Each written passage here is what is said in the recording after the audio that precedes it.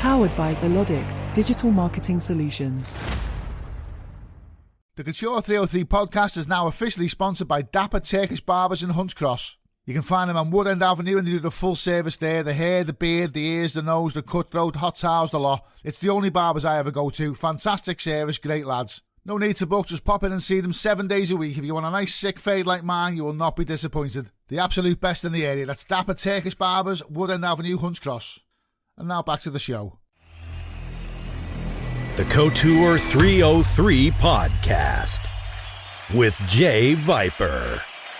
Welcome back, everyone, to another very special episode of the Couture 303 podcast. My guest today is an absolute icon and a legend from the Merseyside club scene, from the early days of the State and the legendary Quadrant Park. Please welcome to the show, the one and only Mr. Mike Knowler. Hi there, how are you this morning? I'm absolutely... You know what, Mike? I've said this to you on WhatsApp a couple of times. I can't thank you enough for this, mate. I've had some fantastic guests on this podcast.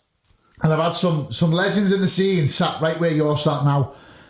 But no one, I believe, has been there from the very start like yourself. So it's an absolute honour to have you on. It really is. Thank you so much for doing this. So as I do with all my guests, if you can remember this far back, I always go back to the very, very start. So where and when were you born, Mike?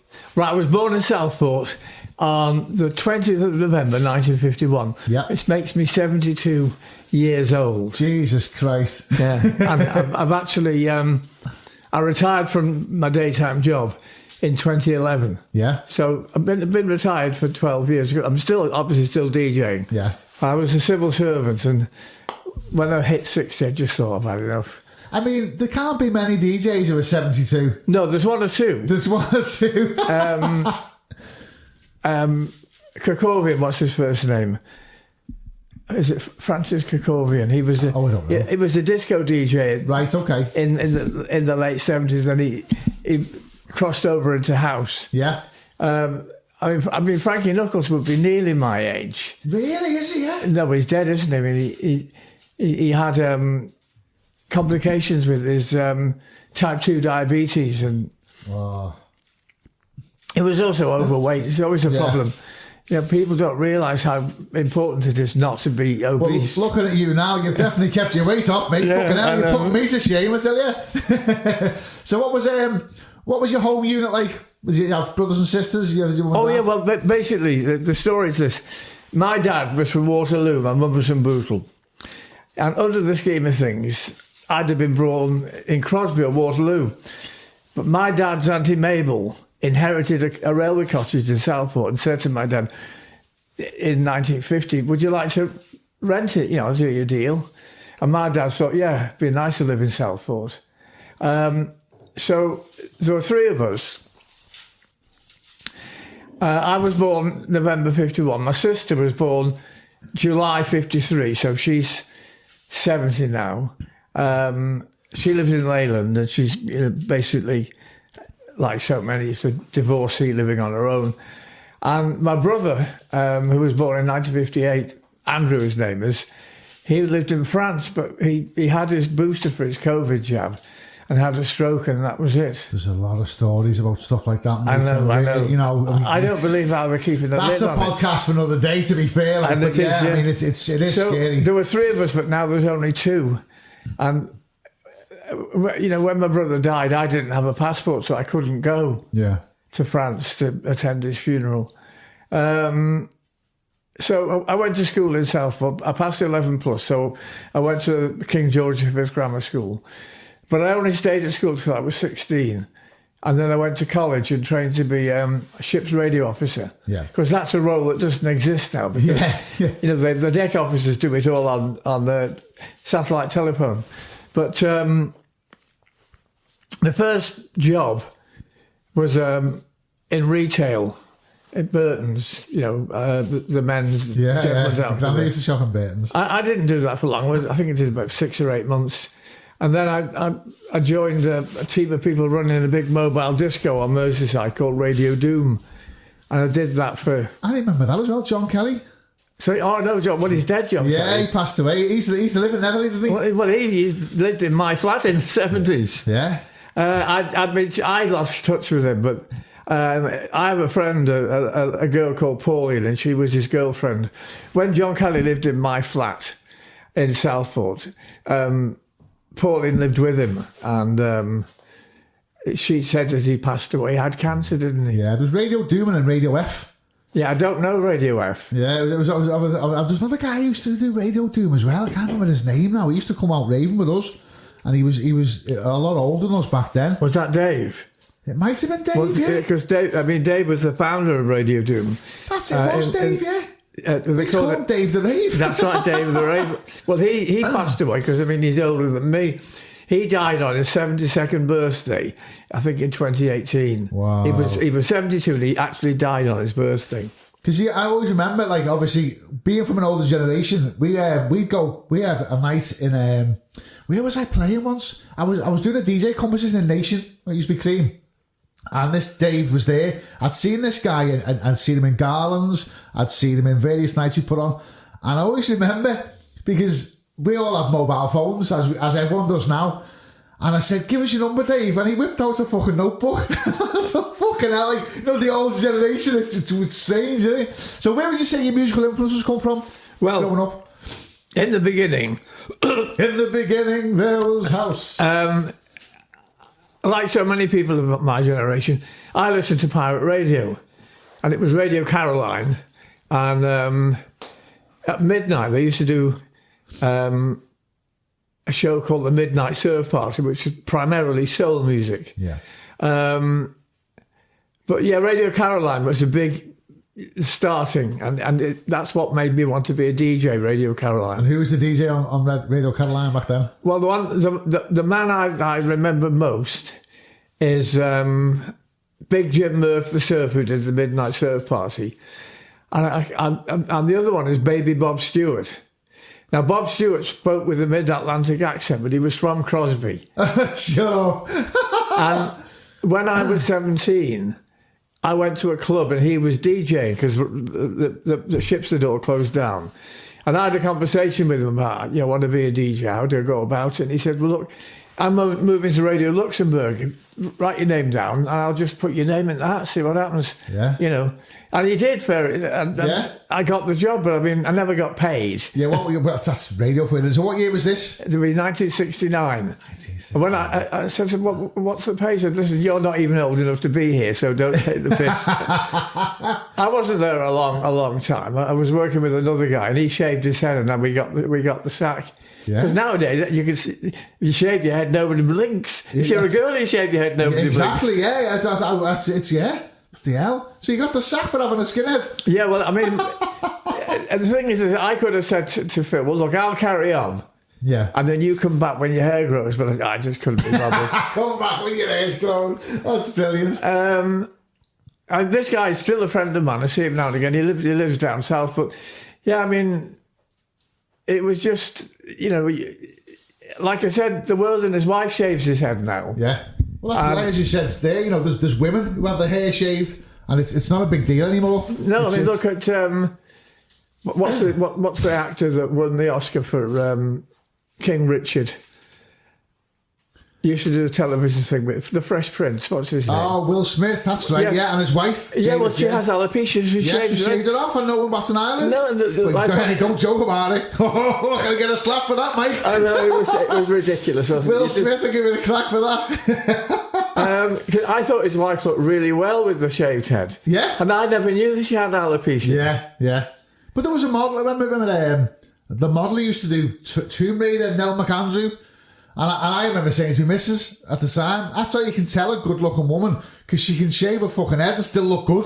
Yeah. She's not hiding behind all the hair and all that. Because it's obviously one of the things about shaving your head. You have to have the right shaped skull. Of course, yeah. And I don't think, mine's a bit bulgy at the back. I've never shaved my head, but I don't think... 72, you're doing all right. Listen, I work with lads who are half your age, half my age, and haven't got that much hair, so you're doing all right, mate.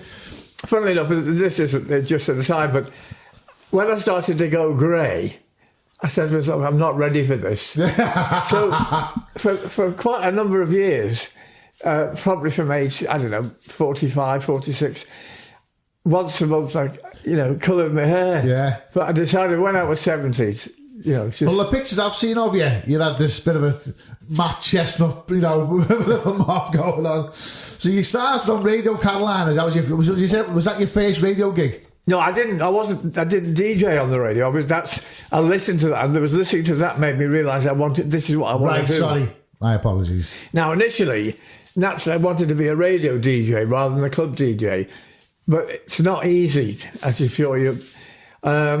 So I just went for the club thing, and I never got to have a regular radio spot. There's 1 or 2 spots on the radio, but nothing regular. Yeah.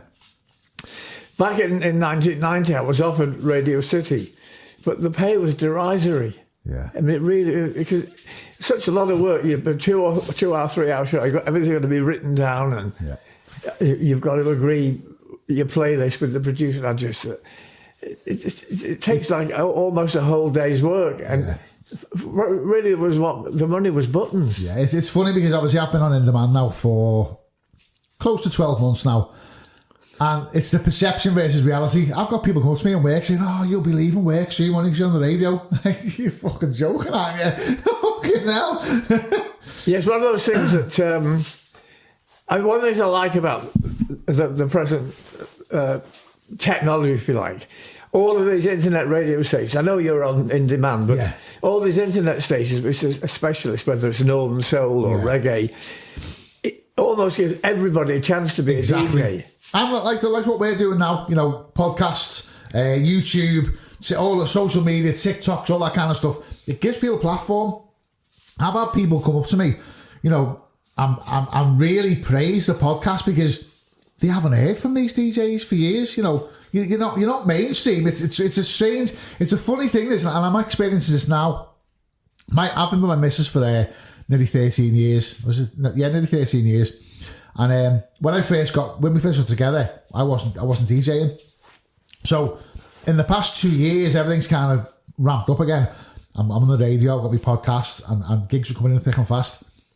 And Jenny's now experiencing the fact that, like, when I walk into a club, you get mobbed. You get people wanting to photo stuck with you, and they want to put their arm around you, and I've asked for autographs.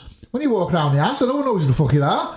It's a real strange thing. You're famous in that small little area, but in the grand scheme of things, my daughter, my youngest daughter's 9, and she keeps saying, "Are you famous, Dad?" I'm like, "No." She said, "But you're on the radio, and you do clubs and stuff." I was like, "Yeah, in the club, I'm like the bee's knees. Everyone wants to know me." But walking to school and walking the house and walking around the shop, no one knows who you are. It's a real, it's like being a celebrity, but you can whip a mask off and no one knows who you are. Yeah, I mean, if we go back to Quadrant Park, that's probably the most famous I've been. Well, we'll get to that in a minute, because that's the meeting. But I used to go to Blackpool, in the autumn for the illuminations to go ride the big one, and I used to get recognised. Yeah, and people would say hello. Yeah, but obviously that doesn't happen now. But anyway, I shouldn't have brought it forward to Quadrant Park. So I ran this mobile disco for 5 or 6 years with Dave the Rave. Yeah. And we did gigs all over Merseyside, Netherley, Netherton, Maghull, onto the Wirral, Bebington, Morton, Wallasey. We did Chester. And one of the things that it introduced me to was traditional areas of Liverpool, like Scotland Road or Scotty Road, and the Old Swan. Yeah. And you see, back then, in the 70s, big youth clubs could put a disco on and get a couple of 100 kids in. Yeah. But those days have gone. Yeah. Kids don't want to go to youth clubs anymore. No, it's strange, isn't it? It's different.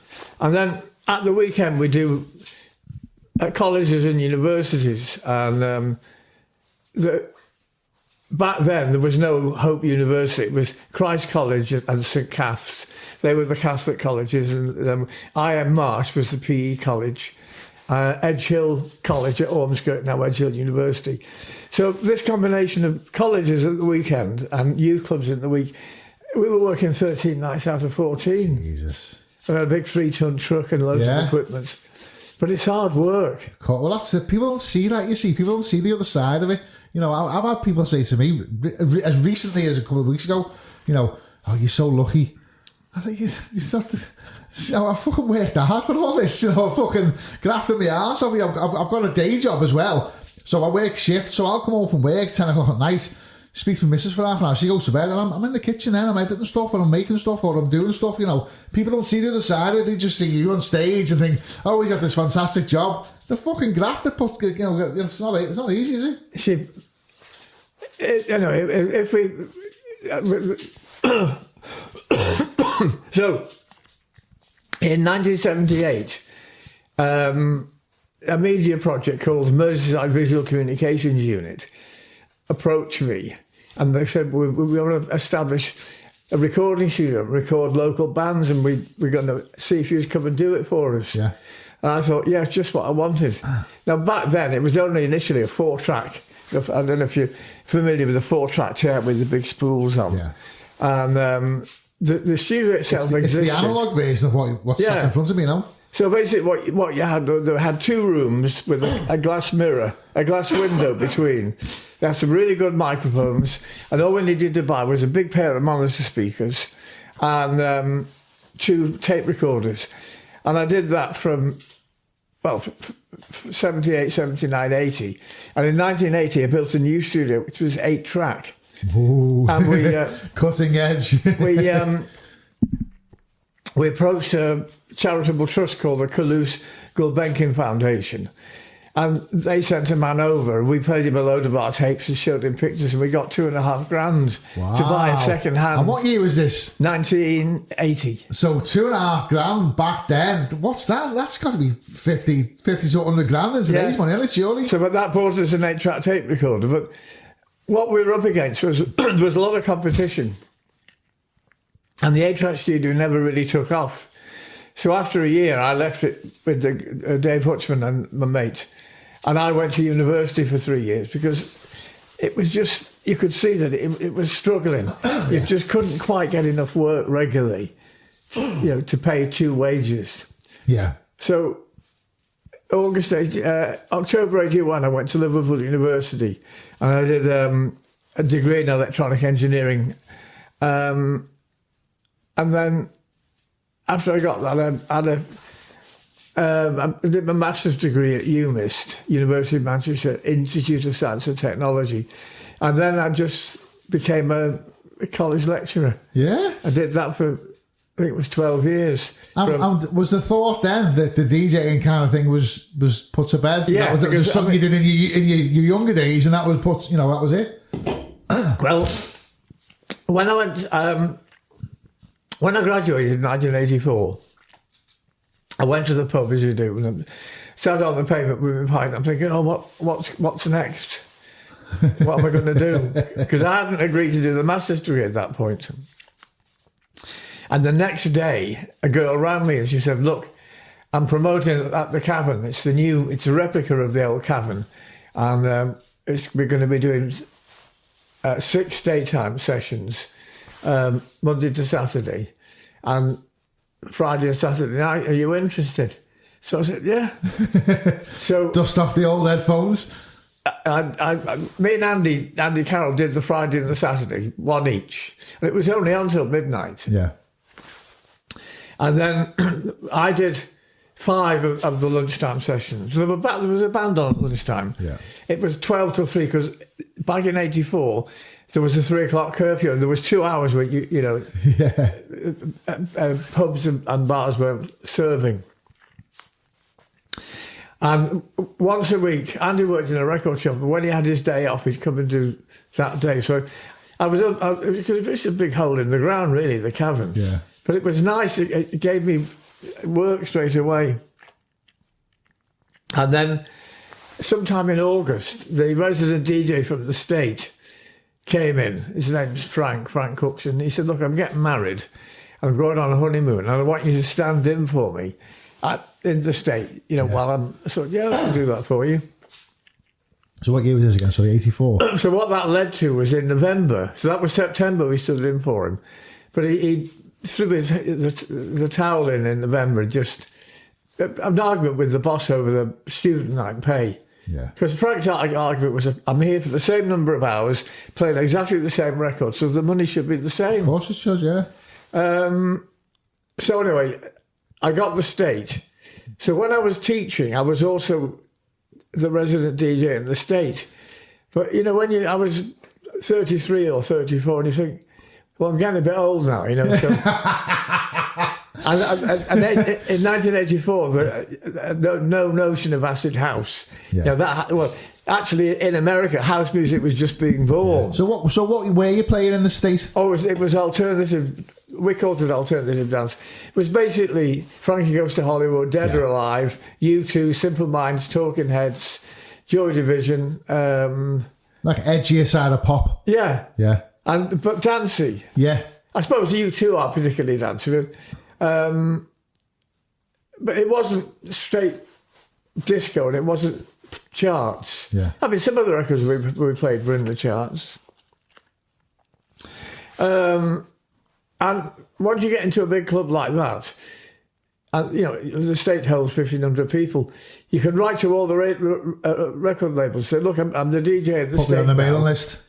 And can you put me on your mail? And that's when I, started to get all these free records. Because that's a double-edged sword. Because once you've got them, they expect to hear from you. Yeah. So you've got to listen to them and fill a bloody sheet in. That's right, yeah, the old sheet, the reaction sheet. Yeah, it's just very, very time-consuming. Taking me back now, what the hell. But it was nice. I remember I got a 12-inch single, La Bamba by Los Lobos. Yeah. And I'm thinking, what's this about? Because obviously La Bamba was a 1950s hit for Richie Valens. It's the first top 20 hit in America, sung in Spanish. Yeah. What I didn't know is they'd made a film. That's right, yeah. A biopic. Lou Diamond Phillips. Yeah, and Los Lobos did the music. Yeah.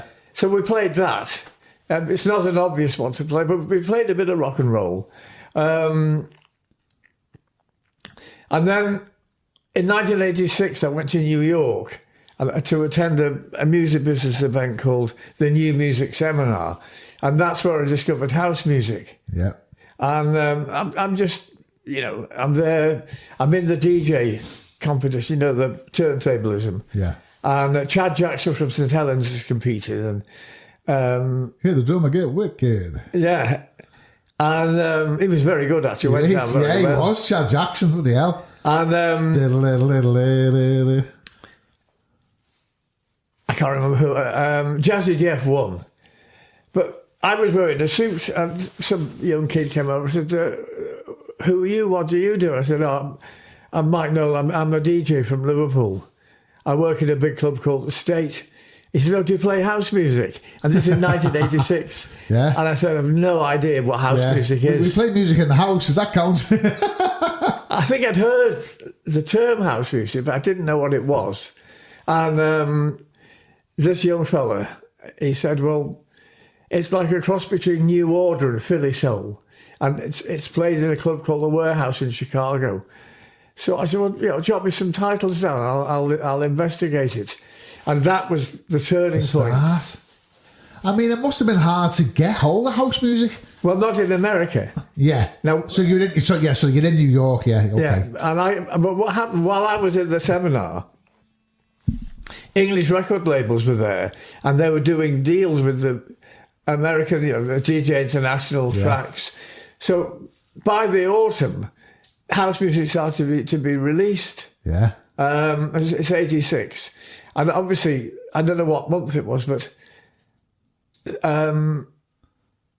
Steve Silk Hurley had that. He was number one with Jack Your Body. Yeah. And Farley Jack Master Funk was Love Can't Turn Around. Yeah. And they were pop hits in the UK. This was the very start of, for us in this country, that was the first time we'd heard that kind of stuff. I mean, I remember as a kid, Love Can't Turn Around and Jackie Body. I remember Jackie Body thinking, I don't quite understand this, but I like it. I like the funk of it. It wasn't an obvious. It wasn't an obvious number one hit. Yeah, I think Steve Hurley. I think it was novelty. Yeah, but it was a good video, and it probably was novelty, but it was nonetheless number one in the pop charts, and it must have made Steve Silk Hurley a lot of money. Yeah. But we were up against it in the State because it wasn't really what our crowd was. So we could play a few earlier on. Yeah. But it wasn't until 88 when James Martin approached us. He said, look, I'm hiring... Never heard of him. I'm hiring the club on a Monday and I'm going to do a night acid house and Balearic beats. He said, have you got the records? And we said, oh yeah, we've got the records. Yeah. I had a head start. And it was mid-September in 88. And we'd had the Summer of Love. So we were just on the back end of it, but still, pretty pioneering. And on the first night, there's nobody. And I'm thinking, it's not going to happen. Yeah. And at 11 o'clock, the place just filled up. Yeah. And that was it. And I knew this is the future. Yeah. Wow. What was the equipment like back then? Well, we had a pair of Technics SL1200s. Mixer was a bit not so good. Yeah. And there were no monitors. So we were mixing in the headphones, which is not easy. And the sound system was all right, but not great. It was just two great big boxes on the bar with bass speakers and mid-range. And it was all right, but it wasn't like a modern rig. Yeah. But what happened was that the people that came on a Monday started to come on a Thursday and a Friday, but they wanted acid house, please. So it's all it's supply and demand, then, isn't it? Yeah. So by Christmas, Andy and I just said, look, let's go with the house. And if people that still want to hear the Smiths or Talking Heads, I just have to go to the Mardi Gras or Macmillan's. Yeah. Wow. So that was the State. This is before the quad now, isn't it? Yeah. I think I was having this conversation before with my friend on the phone. I don't think people understand. People think of the State as Lee Butler, Davey T, that kind of stuff. But people don't understand that the State was around. We're talking 88 now, aren't we? Yeah, the State was initially Frank Cookson and Steve Proctor. And then Steve Proctor moved to London and Frank threw the towel in and went to college. And Andy Carroll and Mike Knowler. And it was basically not house music, not disco. We played some hip-hop. Yeah. But then when Acid House came along, we were ready. Yeah. And we got a year out of it. But the problem was it was oversubscribed. And the owner of the club, Bernie Stark, would bring the whatever they're called, what steel shutters down, and we're full. But then, unbeknown to him, the doorman were letting people in through the side door. So suddenly it was overcrowded because the doorman was short-circuited. We closed the gates. It's full now. With the benefit of hindsight, I should have said to the owner, look, there's a problem. Your doorman are letting people in, and it's overcrowded. And of course, it was wild. But the thing is, as well, going back to like the 80s and even the early 90s, the last thing you wanted to piss off was a fucking doorman because they were fucking ruthless back then, weren't they? They were. And where there's money involved, which obviously it was, they're not letting people in for nothing, are they? If it's £10 to get in and it's full, you're paying 20 or 30 on the back door, aren't you? That's going right in his ass pockets, isn't it? But so basically, within a year, the license was lost. And I went there one Thursday night, I had a girlfriend with me. I wanted to show her the club. And it was just, closed until further notice. Yeah. Well, there was no warning. Yeah, because there was no mobile phones and WhatsApp back then, was there? And I just thought, well, that's a DJ career out of the window. Because I didn't know what was going to happen next. Yeah, you don't, do you? What they say is one door closes and the door opens. But I was a lecturer at the Huber College, as I've said, and my students approached me and said, look, we want to do a college dance at the State at Christmas. And I said, well, I don't honestly think the State will be open at Christmas. I think the licence is lost. Yeah. And the State's likely to be closed for 1 or 2, however long it takes. So I'd recommend going to Quadrant Park. It's in Bootle. What I'll do, I'll ring the owner there. His name's Jim Spencer. And I'll bring you down and I'll talk to him and then I'll introduce you. But it's important that it's your night, so you've got to arrange it all with the owner. Yeah. I'm just the DJ, just. So they arranged it, and it was just before Christmas in 1989. We did a combination of state alternative dance and house. I don't know how we divided it up. We had, I don't know, 1,300 people in because they advertised it in the paper. Yeah. And that led to the owner and the manager saying to me, "Do you fancy doing this on a Thursday?" Yeah. And I thought, yeah. Yeah. So I think the first one was 11th of January, 1990. And then by March, it was all 3 nights, Thursday, Friday, Saturday. Yeah. So were you playing all 3 nights back then? Yeah, but I said to the owner, when he said, "I want you to do Saturday as well," I said, "Right, what we've got to do, on a Saturday, I need a co-DJ. Yeah. Because if anything goes wrong and I'm ill or run over by a bus, you need to have somebody who knows." Yeah. You know. So you were the first in the quad. Yeah. You were literally the pioneer. I was, but obviously the quad itself opened in '85, but it was a Hitman and Hershow and a Tracy, yeah. you know, smart shirt and tie, and by the time I went there in '89, it was. The quad was tired and exhausted, you know. Yeah. We had about 300 people in it. Although, funnily enough, the DJ, whose name escapes me, he was playing more like the State. Yeah. You know, New Order, Joy Division, Simple Minds. I was really surprised. Yeah. Anyway, it's one of those things that, you know, the house music thing just took over. And so who did you draft in then as your co-pilot, shall we say? Yeah. So Thursday and Friday I DJ'd on my own, but Saturday I brought Andy in, so that if I was ever ill or indisposed, you know, Andy would be able to slot in. Now, I don't know, it would be maybe Easter, maybe before. And I started to realise that there were young kids in there selling drugs. Yeah. So I approached the owner and the manager and said, "Look, you've got a problem. There are kids selling drugs. Yeah. And if the police get a hold of it, they'll attack your licence on the basis that you've allowed this to happen." Yeah. And that's how you're living back there, isn't it? So I said they said, "What you would advise?" I said, "Well, I would advise writing to the police, perhaps a licensing inspector, and just say that your DJ's pointed out there's a problem. Drugs are being sold in the club quite openly." Yeah. And, you know, I said, ask them to come down and talk to you and see how it can be approached. So they said, well, what we'd recommend is, you know, when people are coming in, if you search everybody, any drugs, just confiscate them. And at the end of the night, we'll send somebody over we'll split them between us. Yeah. So, funny if we had a raid, I don't know what month it was. Let's say it was I don't know, March, say, for the sake of argument. And the police arrived mob-handed, as you can imagine. And they were a bit rough, you know, they roughed up the laser guy. But that particular drug raid was on Radio 1 on the BBC. Really? So when I got into work, into the college where I was teaching, the head of the department said, "Well, I thought you'd have been arrested."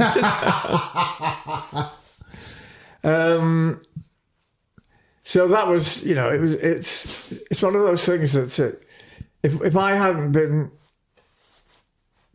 quick off the mark there, the quad could have well been, you know, a short-lived experiment. Yeah, it could have gone on there. I mean, it's a funny one, isn't it? Because I think we're all not naive here. We all know that drugs go hand in hand with the club scene, especially with that type of music. And I don't believe for a second that the club scene, the rave scene, all that would have been as magnificent as it was without the drugs. But however, as you just alluded to there, you're the DJ, you're in your money there, you're protecting your livelihood, and you're right. If they're being sold openly, it's only a matter of time before it gets literally closed down, and we might not be having this conversation now. So we had, as you're probably aware, in November of 1990, we opened what we called the Pavilion nightclub. It was where the all-nighter was. So it was a separate club, really. And it only lasted for about 6 months. But we had somebody die, you know, drug problem. But when it was investigated, it was discovered that this young man had bought his pill in Manchester. Right. So it couldn't reflect on us because he hadn't bought it in the quad. Now, what changed was after the all-nighter closed, the 051 opened and the Academy. Obviously, the Academy was later Nation. And we were 10 quid. And the Academy and the 051 were a fiver. Yeah. So our crowd, over a period of a couple of months... Yeah, dwindled down. And so at Christmas, it was finished. Yeah. So I only really had 2 years at the quad. Really? Yeah. It's a funny one. It's almost like Fawlty Towers. People don't understand there was only two seasons of Fawlty Towers. People think there's hundreds and hundreds, but there isn't. No. So the quad was only really going for 2 years. No, obviously, it had opened previously as a Sharon and Tracy Hitman and her but disco. The quad as we know it. It opened in 85 and it ran until, 1990 and it was... I came along and revolutionised it by playing house music. But then the house music bit only lasted for a couple of years. Wow. Now, I think we lost the all-nighter because the boss was letting people in who were not members. It was a strictly members club. Well, that's where the club comes from, I think, the word club. But the all-nighter might have lasted a bit longer if he'd not, been careless with his letting people in who were not members. But... people want to go out in town, not in Bootle. Yeah. And, location's key, isn't it? Well, it's not so much now, but I suppose back then it was a night out, wasn't it? You didn't just go to, you bounce around a little bit first. So your location was key, wasn't it? Because, the real problem with clubbing until much later was that we had a 2 a.m. curfew. Yeah. Clubs in the UK close at 2 a.m. Yeah. And of course, that's one of the things that fueled the illegal rave parties on the M25 circular and also in Blackburn. Yeah. Because, the illegal parties offered dancing till dawn, which is what people wanted. Yeah.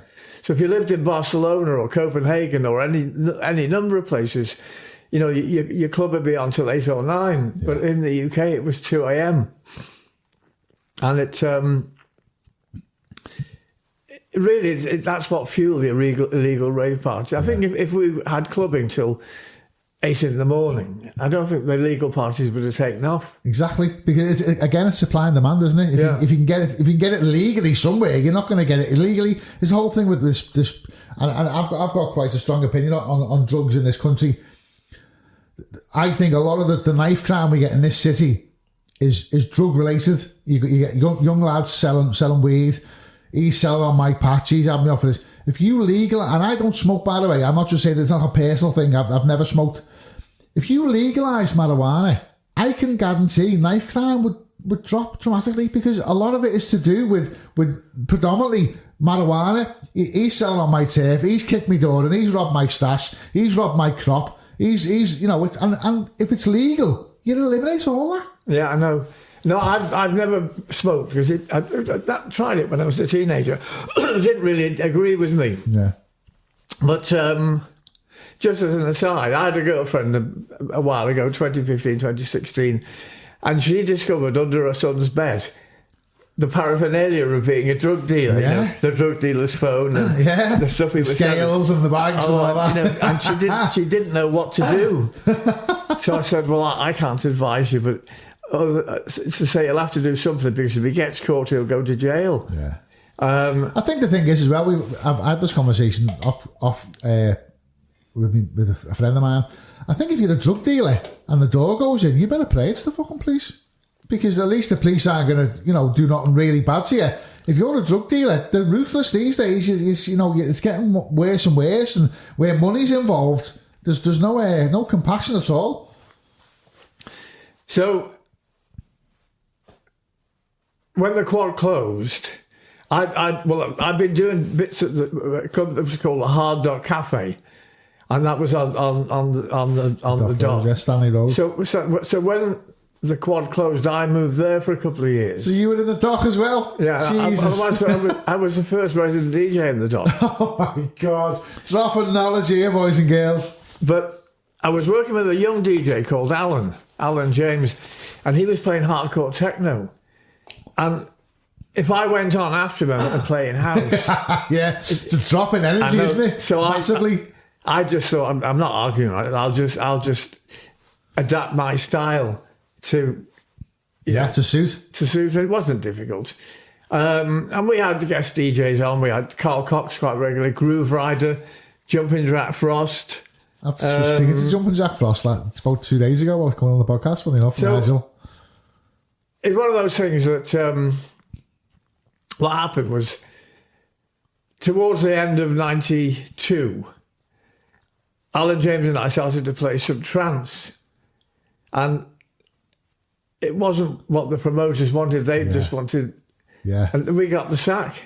We're playing trance. Fucking hell, so never get a skinhead, boys and girls, and don't play trance. Because trance was, in 92, trance was new. Yeah. I didn't know that it came from Goa. That's something I learned much later. But yeah, because Carl Cox, when we played some trance, he just did it as well. I mean, he's very versatile. But so I left the Hard Rock at the end of 92. And then from 92 to 95, I was mainly doing old school, Yeah. I can't remember. Dave Graham had one at the 051. What was it called? Yeah, Anthem City. No. Anyway, so what happened in 95 is a friend of mine, Fiona, she had a boyfriend who owned a club, and he bought a bar. And she got me the job. The bar was called The Gallery, and it was in Concert Square. At the other end to... what was it called? The big bar in Concert Square? Revolution. Oh, anyway, it'll come to me. And I did that for a couple of years. I was playing, American house music, quite sophisticated, a lot of jazz. I lost my going to the Hard Rock. I lost my way a bit, and I never got invited to play at Cream, and so really from 95 until the millennium, for 5 years, I was just playing in bars. Yeah, which it's a gig, but it's not the same as playing in a big club. That's it. So if we can just go back a little touch to the quad days. I mean, like I said, I was too. When I say I was too young to go there, I was too young to legally go there. I know there's people of my age. Shout out to Paul Butler, a good friend of mine. He went to quad, and a few of me friends. I think Benji Phillips went to quad as well. A few of my mates went to quad who are my age or slightly older. But certainly it's been before my time. So all I've got to go off is obviously now you've got clips on YouTube. And I seen a clip on YouTube the other day. I don't know who the DJ was. Could have been yourself. And they dropped Enjoy Anthem. Oh yeah, the roof came off. And I showed my missus. My missus is 11 years younger than me, and she's only really experiencing like the rave scene now through coming out with me for gigs and stuff. And she's definitely warm to it, because the crowd's amazing. But I showed her that clip. I don't know where the footage is from, but oh my God, the atmosphere. Jesus Christ, mate, what was it like? What was it like to get that kind of response? Well, I used to get like a half an hour standing ovation at the end. Oh my goodness. Well, I used to play, it was actually the end of a Frank Zappa LP. It's been lovely working for you, boys and girls. Good night, and then clapping. And it would just cause the crowd to clap. Yeah. And the lights would go on, and then I just stand there and I get like a half an hour standing ovation. There's no buzz like it, is there? There really isn't. But,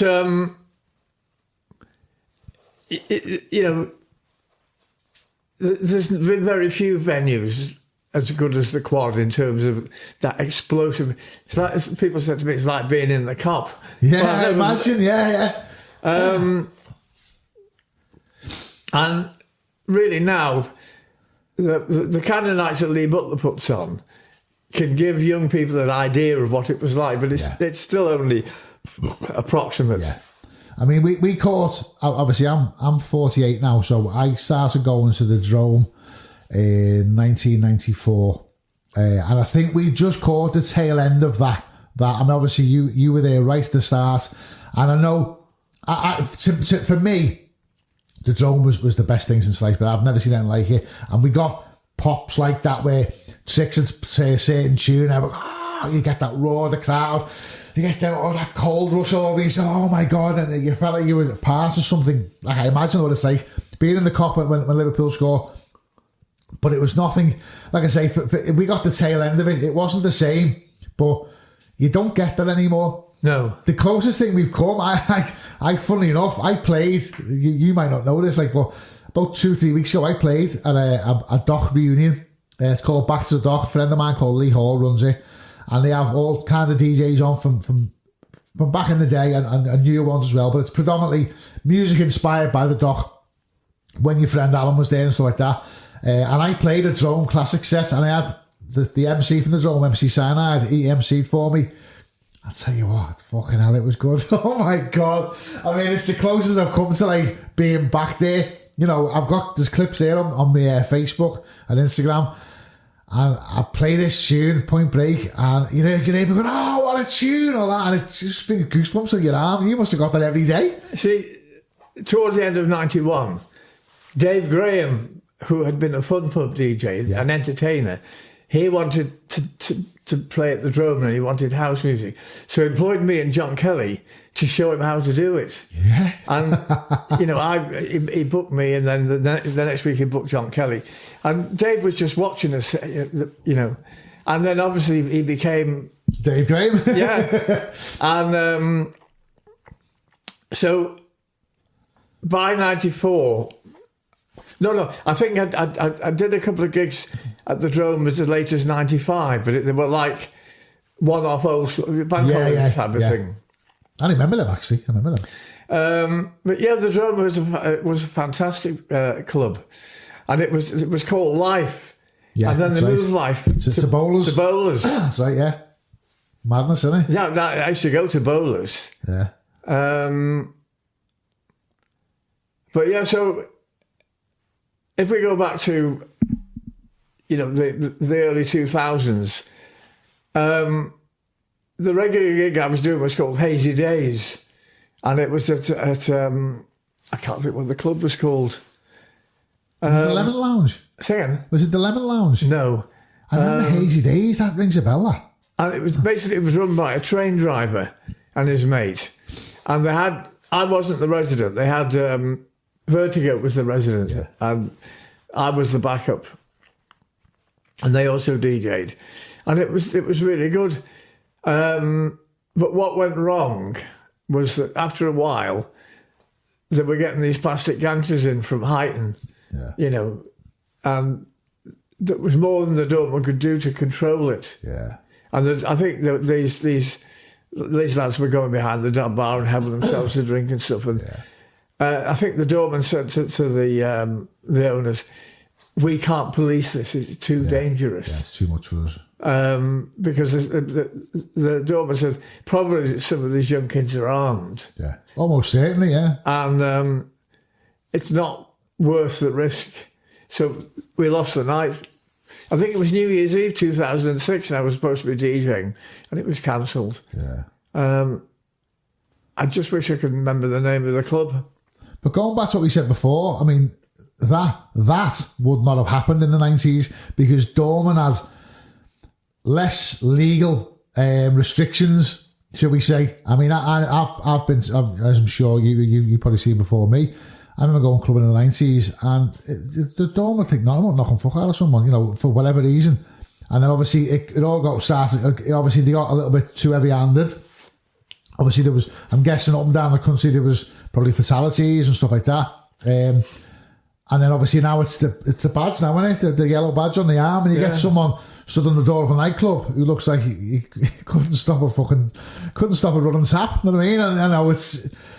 I understand from a safety point of view, and the door meant to be there to protect you, but you'd also need a certain type of person to be able to protect you. And I don't think, unfortunately, on some clubs now you've got that the situation you just said there that happened in 2006 wouldn't have happened in 1996. No. The doorman would have teamed up and wouldn't have allowed it to happen. It's sad that it's gone, really. Doormen from other venues would have come in. It was a team, wasn't it? And the lads would have been told, don't come back. Yeah. They'd been told, yeah. So raised it on the end of a baseball bat. I mean, it's one of those things that the Zanzibar is the name of the club, by the way. The Zanzibar, okay.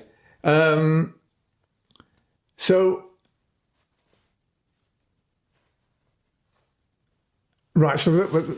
we've been through the 90s and the 2000s, and it's 2006, and there's a friend of mine called Ian, and he wants to do a Quadrant Park reunion. Was it Ian Kenyon by any chance? Yeah. And Ian has got a website, quadrantpark.com. He's selling bootleg CDs of 20 mixtapes. Yeah. And we put this night on at a club in Croxteth. What the hell was the club called? And it was the same architect that designed this club, so it was the Quad. Yeah. So there was a lot of similarity. A bit of nostalgia there, yeah. Yeah. And it was March 2006, and we had about 2,000 people in. Wow. And they drunk the bar dry by midnight. It's one of those, I just can't remember the name of the club. Who else was on with you? Say again? Who else was on the night with you? Well, it was me, Andy Carroll, John Kelly and Ian Kenyon. Yeah. The four of us. I was advertised as the headline DJ.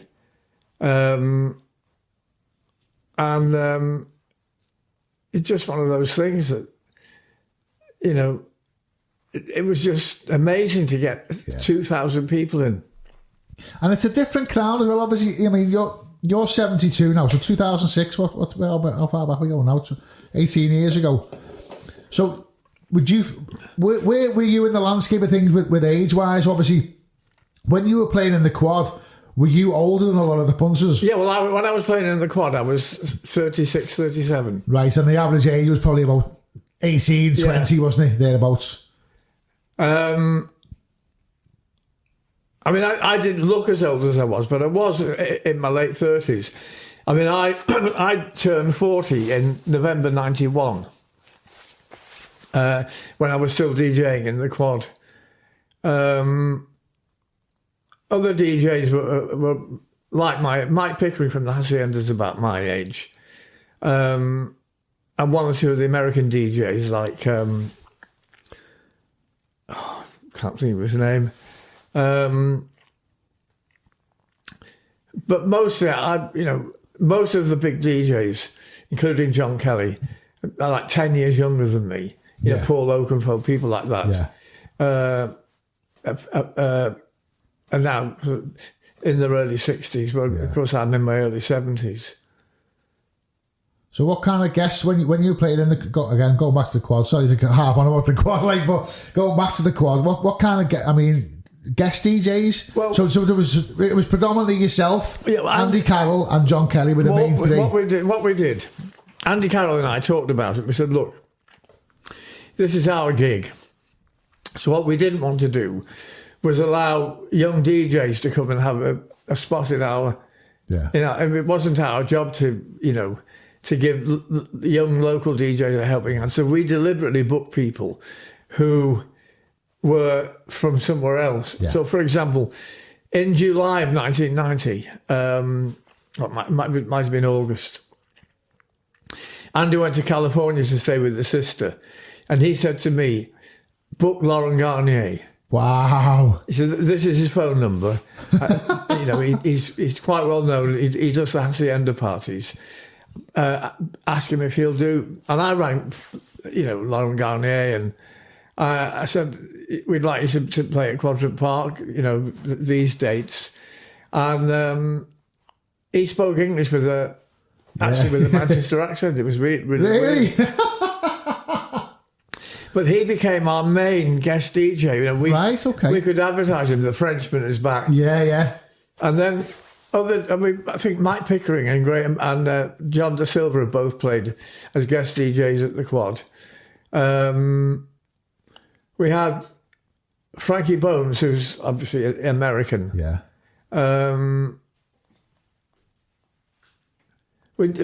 Sasha played in the all-nighter. Sasha did a gig for us because he was in Shelley's, but when the quad was going, he was in Stafford in Shelley's. Yeah. But because we had the all-nighter, he was able to come over. Yeah. Lauren Garnier arranged it for us. The first time I ever went to Drone, funny enough, Lauren Garnier was on. So I can't remember. The quad was so popular, we didn't really have to advertise. Occasionally we produced a flyer. Derek May played one Thursday. Do you know who Derek May is? Yeah, from Detroit. May, yeah. But we didn't really need guest DJs because, we were it. Exactly, yeah. It was all about the music back then, and it doesn't really matter who was spinning it. Just the fact that you guys were the pioneers. So, and like you say, you feather your own nest, don't you? I think it was in August of 1990, we did a bank holiday event. We had LFO on, and they were like a group really from Sheffield, and Trevor Funk, who was a Chinese guy, DJ from London. Yeah. And that was the first night we had John Kelly and James Barton playing. Yeah. So when the all-nighter opened, we just said to John and James, well, we'd like you to, be regular in the all-nighter. It'll just be the four of us.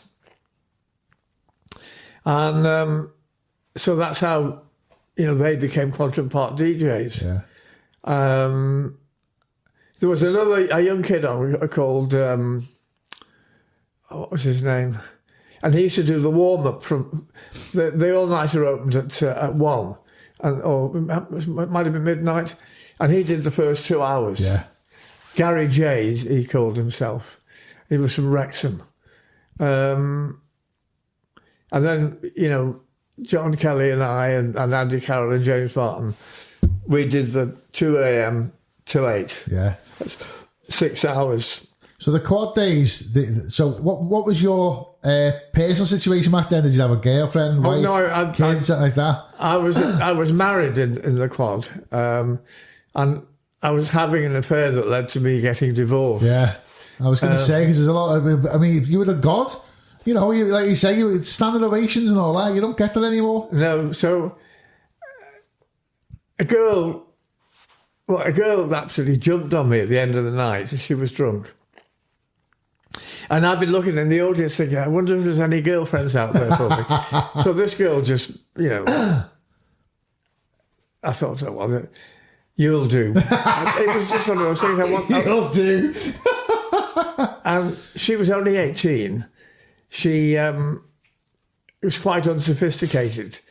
From Bootle? You're joking? No, she's from Southport. And unbeknown to me, her thing was she'd had sex with Andy Carroll and James Barton and John Kelly. She wants to get through the whole flyer. And she just wanted to tick me off.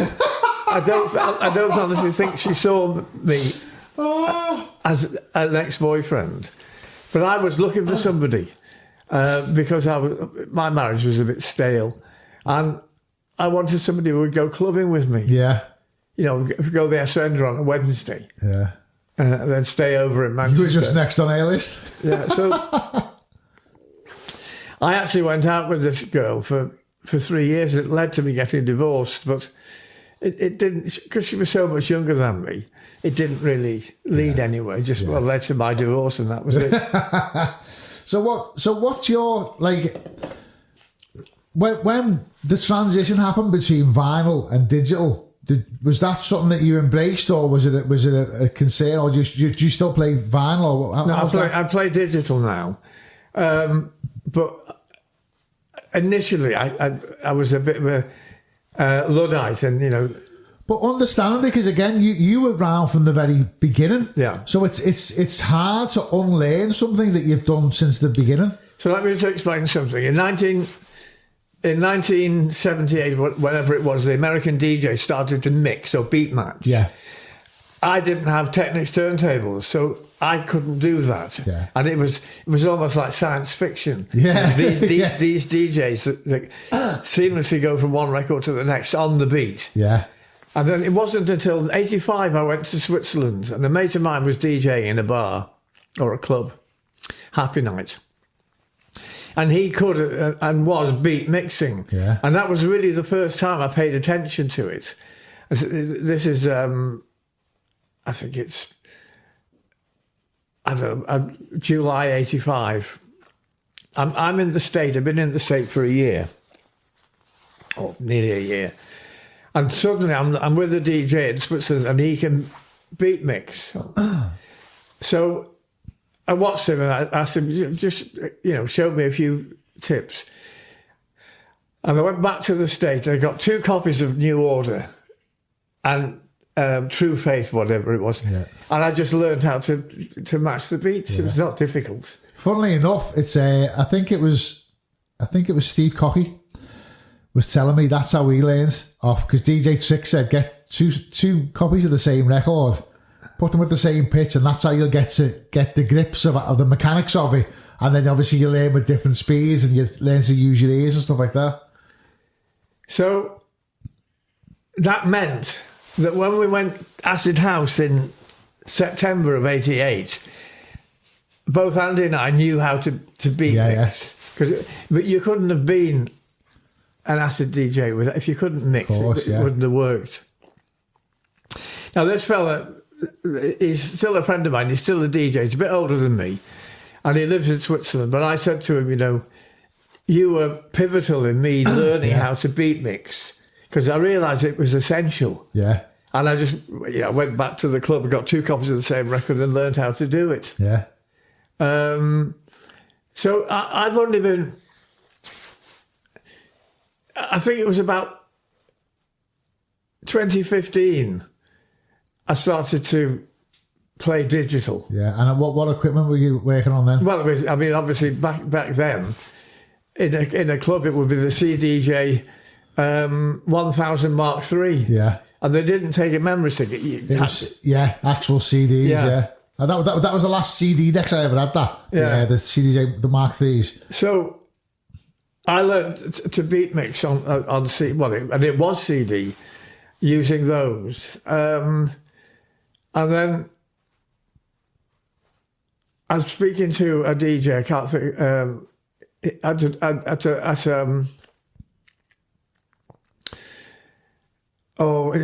can't remember. It was basically a party, an acid party, but this particular DJ that, what was the first night called on the Wirral? Where the bass heads were from. Oh, was it Atmosphere? Yeah, that's it. So, look at me dropping knowledge there. This particular DJ, so what I'm doing, he says, I create remixes in my studio, and I might put 3 tracks together. Yeah. So when I'm in the mix, I'm mixing in what amounts to a 3-track mini mix. Yeah, yeah. And he says it makes it a lot smoother if you do some remixing in the studio at home. But obviously there wasn't any way I could carry on DJing with vinyl because the clubs didn't have vinyl anymore. Exactly, yeah. Now, I can't remember when we switched over to the CDJ 2000, where you basically had a memory stick. Yeah. And the 2 decks were linked together. Yeah. I still find that fascinating, and I'm considerably younger than you. You put one memory stick in and it reads it off the other one. I'm like, wow. I don't know what happens to stick 2. So I was a reluctant digital DJ, but there was no way around it. That was the future, and particularly once clubs stopped having Technics turntables. Yeah.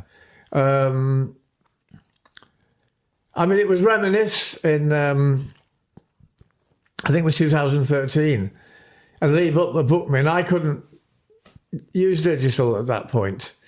And I did a set with Lee Butler where I told him what I wanted to play, and he put it on the computer and mixed it in. But by 2015, I could play digital. That must have been quite a moment for Lee, that as well. I mean, that's, like passing the baton, isn't it? You're alongside, rubbing shoulders with an icon and actually helping out like that. That must have been fantastic for that. When Lee started Reminisce, he was determined not to have turntables as part of the... I don't know why he was so determined. And I did use turntables once. Paul Rimmer brought his turntables in, and one Reminisce, I can't remember what year it was, I had turntables. But you've just got to know which way the wind's blowing, you know. What was it like playing? Which was it? The first Reminisce you played? It must have been. I think it was 2000. Yeah, 2013. I think was the first. The first one, because this is the 10-year anniversary this year. Yeah. Yeah. So I've done. I've only missed one, I think, and that was last year. That was the first one I went to. I was in Spain. I got to stay with a friend of mine, and it just wasn't worth me flying back. Yeah. So I just decided, I spoke to Steve Cocky and I said, look, I've asked Paul Rimmer, they had me booked in the Legends tent, but I was the first on. So I've been playing to nobody. Yeah. And Paul Rimmer said, well, I'll do that for you. I said, okay, well, I'll tell Steve Cocky that you're going to do my spot because I won't be going because I'm in Spain. Other than that, I've done all of the Reminisces. Now, obviously... A few years ago, and I can't tell you how long ago, we inaugurated Quadrant in the Park. We had our own tent. Okay. Quadrant in the Park. But then this year, 2023, they decided they weren't going to have a Quadrant in the Park tent, and it was going to be Legends. Yeah, well, that's the tent I played in. I played, I think I was 3rd or 4th in the Legends, and I think your name was actually still on the flight. I'm pretty sure it was. I'm pretty sure your name was still on the line. I remember thinking, fucking hell, Mike Knowler's on me. I might get to meet him and that. And there you are, sat in my kitchen now. I was booked, and it was just one of those things that I regret it now. I should have done Reminisce and then gone to Spain. Yeah. But my mate, he has a villa, and September was empty. But October, a couple of mates of his were coming, so I wanted to get 3 or 4 weeks in the sun. Yeah. Uninterrupted. Top of the town. So I just said to Lee Butler, I'll ask Paul Rimmer to stand in for me because I'm going to be in Spain, and it's not worth my while flying back just to play 1 hour, the first hour in the Legends tent. Yeah. But obviously, hopefully, I'll be back there this autumn. But the Reminisce has done very, very well, hasn't it? It's got. I mean, I remember when it first got announced. I wasn't DJing at that time, as I said to you before. I had quite a lengthy gap in my resume, as they say, and I wasn't DJing at all. I remember seeing this Legends, this Reminisce festival. I remember saying to Mrs. I'd love to fucking play there. That's my cup of tea. That because I'm an old school DJ, obviously, a different generation to yourself, but the music I was playing was all like late 90s, which is all old school now. It fascinates me, some of the music that was out 10, 15 years ago, which I still think sounds fresh today. It's classed as old school, which is bizarre. But back then it was like, I think it's about 3,000 people there. Remember the first Reminisce, and it's just got bigger and bigger and bigger. And the past couple of years, it's sold out. I think it's something ridiculous, like 20,000. I think there were only, 3 or 4 tents. Yeah, there's 7 or 8 now. Years. And obviously, the Reminisce was the main tent. I can't remember what the tent was that I played in, but I mean, I got there for the start, and Lee Butler was there, and he said, "Look, I'll put the tunes on if you just tell me what you want me to play." Yeah. But he was determined. He wasn't going to allow vinyl DJs to have. Yeah. I think that's past now, because there's some DJs out there who will only play on vinyl still.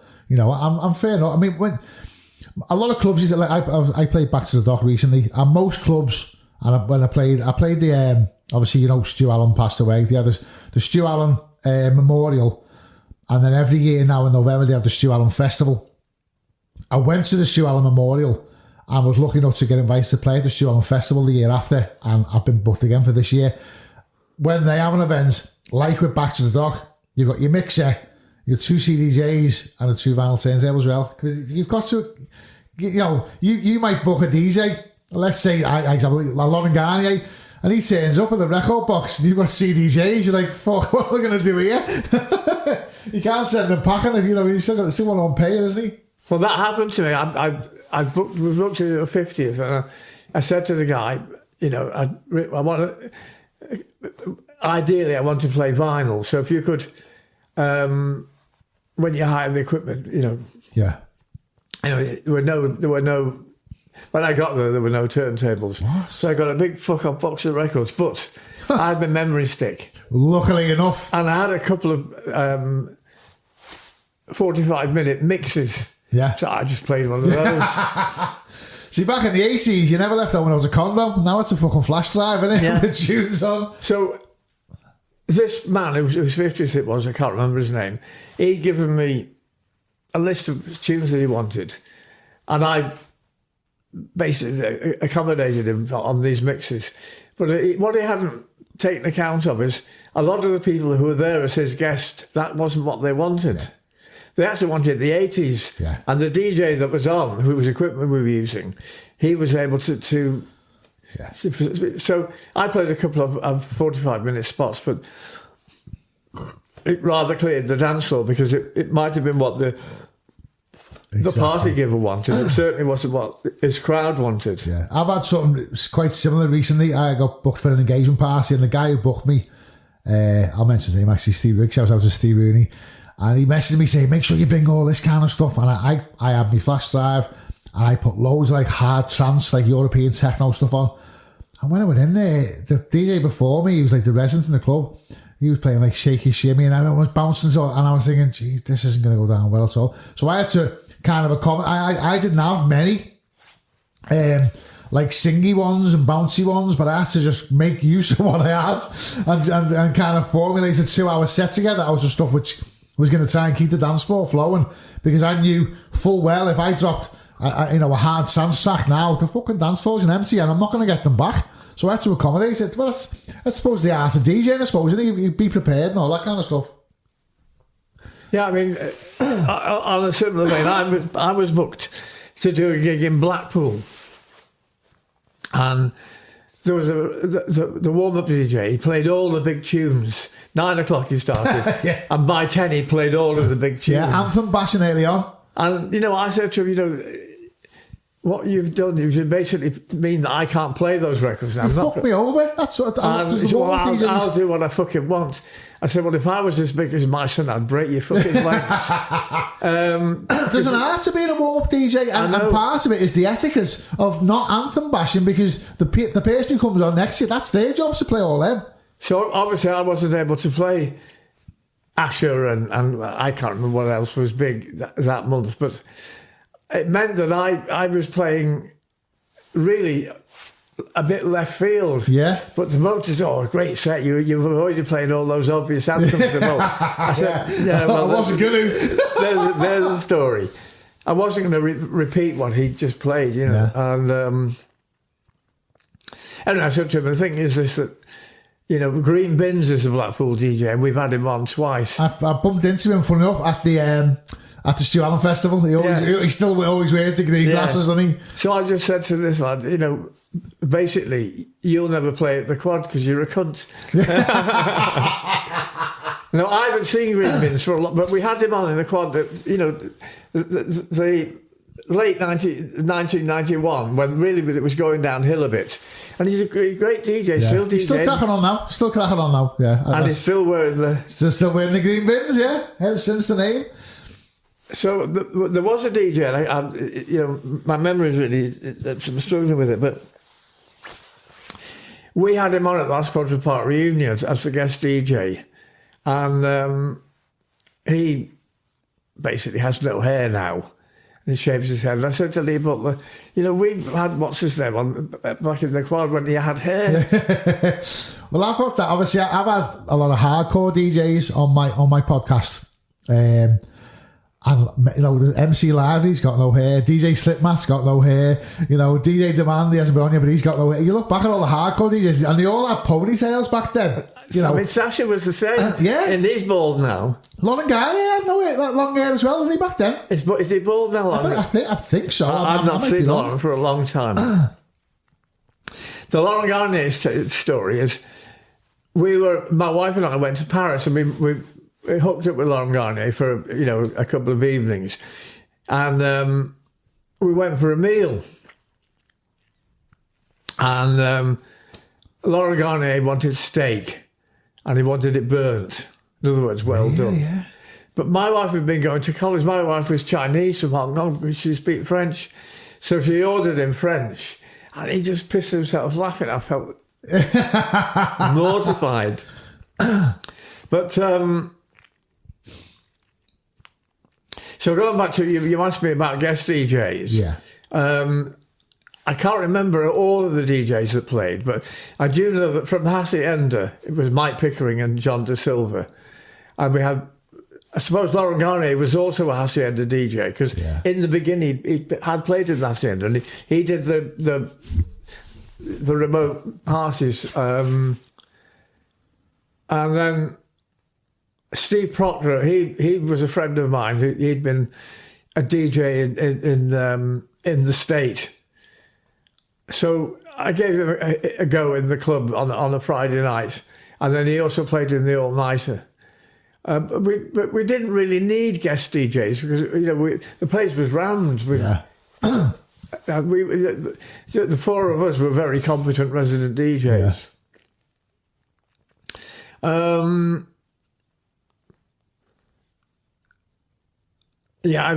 mean, there is actually, if you look, anybody who's listening, Wikipedia, there's an article about the quad. Really? It's not entirely accurate. They never are Wikipedia, are they, unfortunately? No, I mean, I did try to correct it, but it just went back to... It probably said, who are you? You're not authorised to do this. I think you'll find a fucking handmate. So, but it does list the guest DJs. Yeah, okay, I'll have a look at that. I mean, obviously we had acts on, like Enjoy played. Yeah. K-Class. LFO. So we did have a few groups on. Trevor Fung, I mentioned earlier, he's a London-based DJ, obviously Chinese. But we didn't really need a lot of guest DJs. Yeah.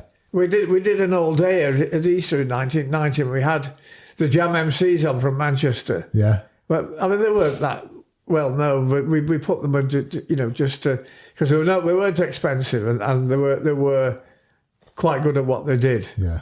But if anybody listening, just consult the Wikipedia article.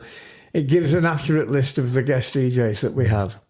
So off the back of the quad, obviously you mentioned Reminisce Festival. Did you play any other festivals or anything like that? No, I've never done any other festivals. Only Reminisce. What about other club gigs? I mean, one of my big regrets is I never played at the Hacienda. Yeah. I was off at the Hacienda one night, but it was a last minute thing.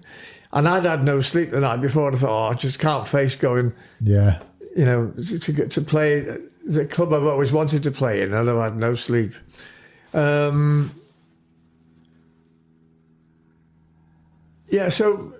I mean, we did gigs in the early 90s. We did Maxime's in Wigan. And basically they booked us, and it was a Quadrant Park reunion. In essence, there was the four of us. We didn't honestly do a lot of clubs out of town, and then obviously Cream started, and Andy and James were the original DJs at the 051, and then in 92 they opened Cream, which was in the back room at Nation, and they could do that because it had a separate entrance. Yeah. But then Cream just took over the whole club. Didn't it? Just took over the whole city there, didn't it? It was the first major Liverpool super club, wasn't it? And of course it had its effect, because the university suddenly found there was more people wanted to go to Liverpool University. Because they all wanted to go to Cream. Now that was a funny thing, because obviously I I went to Liverpool University, I graduated in 84, but then suddenly in 1990, which is only 6 years later, I'm all over the Echo. Mike Knowler, I think my former lecturers were bemused that suddenly I was this, top DJ. Well, I was going to say before, obviously, so when you were playing, was it in the quad, you were a teacher at the time? Yeah. Did any of your students or the fellow teachers knew you what you know? Well, one or two teachers knew, but I kept it pretty quiet. And the real problem was this. I couldn't go into the Quadrant Park and get off my head. Yeah. Because it would be too obvious. Of course, yeah. And obviously, what I used to do, if I wanted to... Indulge. I would go to the Hacienda on a Wednesday. Yeah. Where nobody knew me. Yeah. Now, I did indulge in the all-nighter, but the way it worked, it was I didn't leave the stage. Yeah. So I didn't want, to be wandering around and visibly intoxicated. Yeah. I see Mr. Noler on Saturday. You look very happy to see me. Yeah. So it's one of those things, you just have to be careful. Yeah. Now, eventually, the principal got wind of the fact that I was a DJ. But it was after the quad, when I was doing like special events, Anthem City and things like that. So we just had a conversation. I said, well, look, I just said, he said, well, they wouldn't book me to, I said, well, no, but I've got a knack. Yeah. Let's just say that I've got a knack that you haven't got, which is why they booked me. And, it's one of those things that I'm very lucky as an older person to still be able to get DJ bookings. So we're going to wrap up soon. So 73 years of age, you've still got gigs coming up. What have you got lined up for the rest of the year? Anything penciled in? Well, at the moment, the only gig I've got in my diary is Quadrant Park reunion on April the 6th at the Camden Furnace. Yeah. Well, unfortunately, by the time this goes out, that'll have been gone. So hopefully that goes well for you. And to be honest, I don't have anything else in my diary at the moment. But obviously, I hope to be doing Reminisce in September, the autumn. Yeah. And I need to get my name out there a little bit more. Speak to Lee Butler. Lee's not booked me for a while. I would like to play the 051. Of course, Lee Butler's got the 051 now. Yeah. I'd like to have gone to the 051 on the opening night, but the problem is the stairs. Yeah. And with my disability now, I can't walk up and down that many stairs, and there's no lift. Yeah. That's it. I mean, it's funny in this day and age. I mean, they've gone to all that trouble. I mean, there must be people, a lot younger than you and I who'd like to go to somewhere like that, but haven't got the access. And it's fascinating in today's society that something like that hasn't they haven't not accounted for it. What's the word I'm looking for? You know what I mean? They haven't made it accessible, which is really strange. So one of the things I just mentioned, we didn't accommodated. Sorry, that was the word. I mean, I've mainly been a resident DJ rather than a DJ that plays at a range of venues. But in '94, I was lucky that I got a couple of spots at Bowlers. In the main room. Yeah. Huge, isn't he? But then in 95 and 96, I was in the back room playing American house music. Bowlers is really very special. Yeah, it really is. A place. But I really haven't done, as John Kelly and Andy Carroll have played all over the country, well, all over the world. I mean, John Kelly's played in Japan, and that's something I never did. Yeah. That I'd like to have done. But my problem was that I was, a lecturer in a college, and I had to be careful not to do anything that would clash with my teaching job. Yeah. And at the time as well, it was all front page news, wasn't it? Clubbing. We had the drug scene, and obviously we had the poor girl Leah Betts who passed away. It was all front page news, so it was you didn't want to be associated with I imagine there was a conflict of interest there. So I mean, I did all right, but I wasn't as successful. I suppose. I mean, if I'm honest, if Andy and James had booked me to play Cream, I might have, a bit more successful. But for whatever reason, they didn't book me. Yeah. I mean, James Barton said, "You ring up and I'll book you," but when I rang up, I couldn't get through. Yeah. Imagine quite hard to get hold of these days, isn't he? So, I mean, obviously Cream has been and gone, and I never played at Cream. But I mean, the last thing I mentioned is that obviously what we did in the State in the 80s, before Acid House, from 84 to the summer of 88, we used to do a night playing that music, and we didn't call it the State Reunion, but for some reason we called it the Killing Moon, which is an echo on the Bunnymen track. And for a while that did quite well, but the last one wasn't particularly well attended, and Andy Carroll just decided that he wouldn't, he said, it's not worth putting something on, you're running the risk of nobody's going to come. Yeah.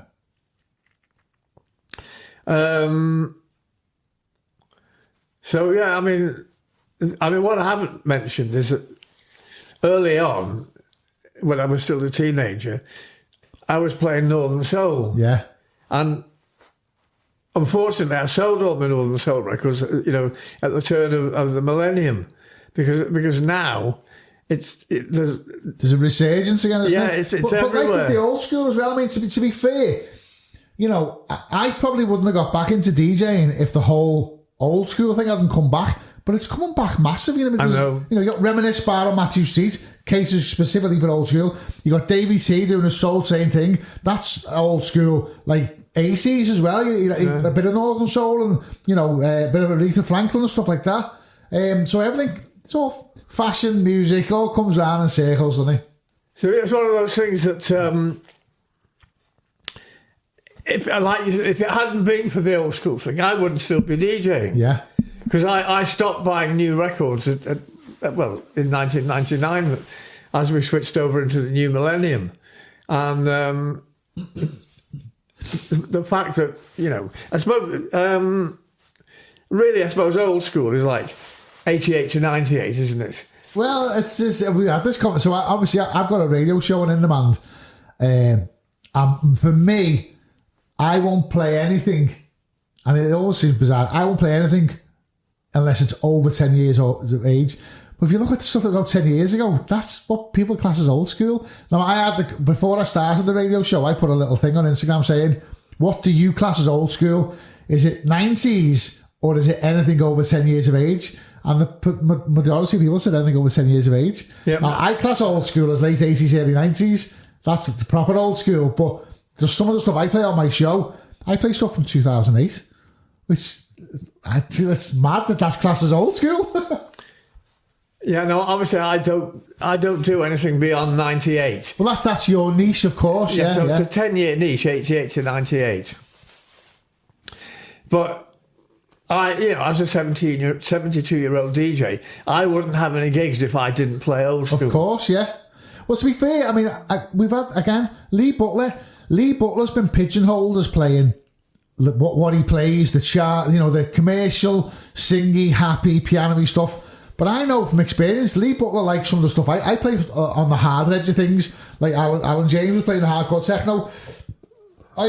My personal preference is I like hard trance and hard house, 150, 160 BPM, real thumping, high energy stuff. Now, I know from experience, Lee Butler loves all that kind of stuff.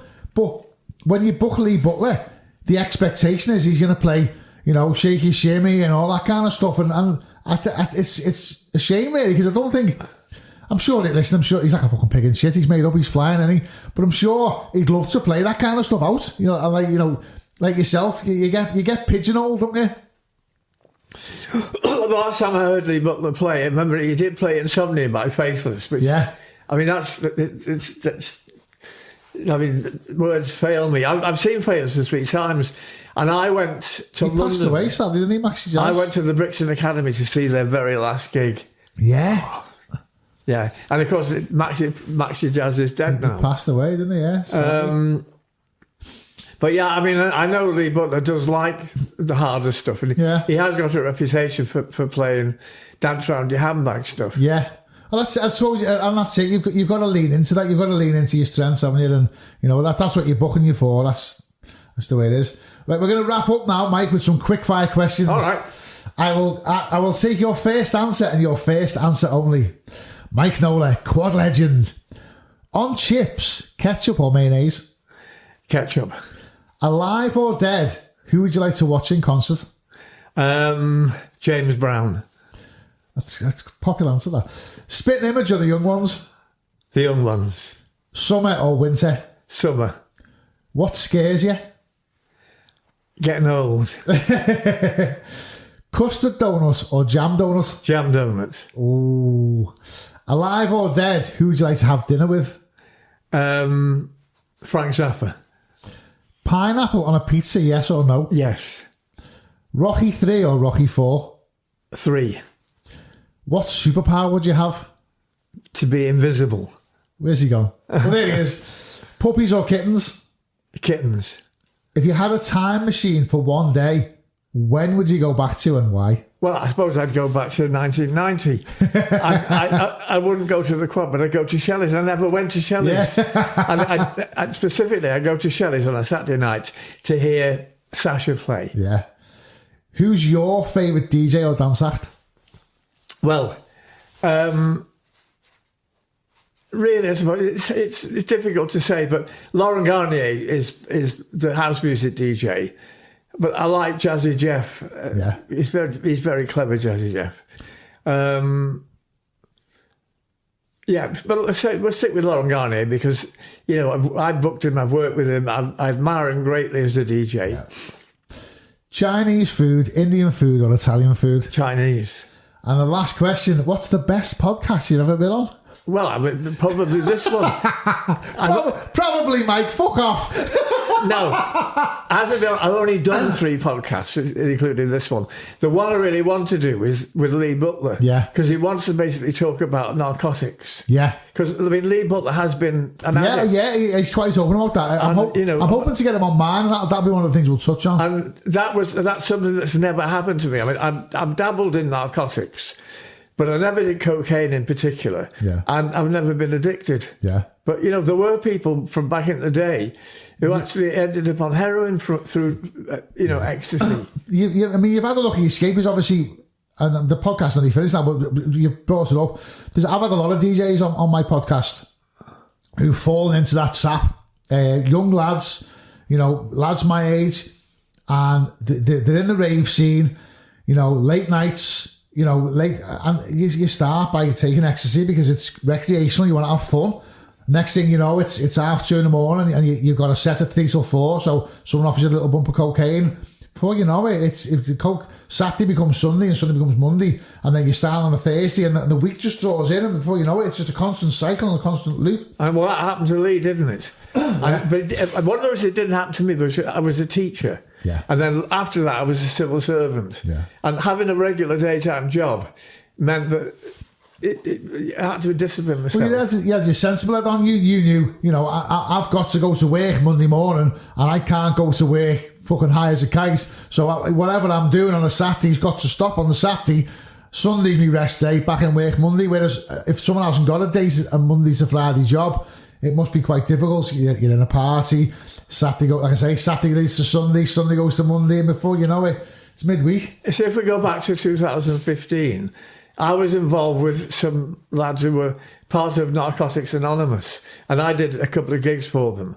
And they were basically recovering heroin addicts. And they'd basically been on the rave scene. And that's where it took them. I think, again, if you go back to like the old Elvis analogy, once you get so high, you need something to bring you back down. And that's where, obviously in the late 80s, heroin was quite prevalent in Merseyside, unfortunately. And I imagine, again, the party scene, the drug scene, if you're taking cocaine and ecstasy, and like you say, it's Saturday night, early Sunday morning, I need to get my head down. Yeah, mate, have a bit of this, have a try of this. Before you know it, you're fucking selling big issues, aren't you? Right, Mike, thank you so much for this. Welcome. It's been an absolute pleasure. Like I say, I've had some fantastic guests on. I don't think anyone can top Trumpy on your pioneering status in the Merseyside club scene and beyond. So thank you so much for all you've done in the music scene. Thank you so much for doing the podcast. It's been an absolute pleasure. Thank you. Right, guys, as I always say, I don't know who or what's next. I've got a pretty good idea, but just for now, go back and listen to me back catalogue. I think there's 40 plus episodes available on Spotify, on YouTube, Amazon Music, Google Podcasts. You can even ask Alexa. Look at her, she's even lit up now because I mentioned the name. Guys, thanks so much for tuning in. I'll see you in the next one. Thank you. The Couture 303 Podcast with Jay Viper.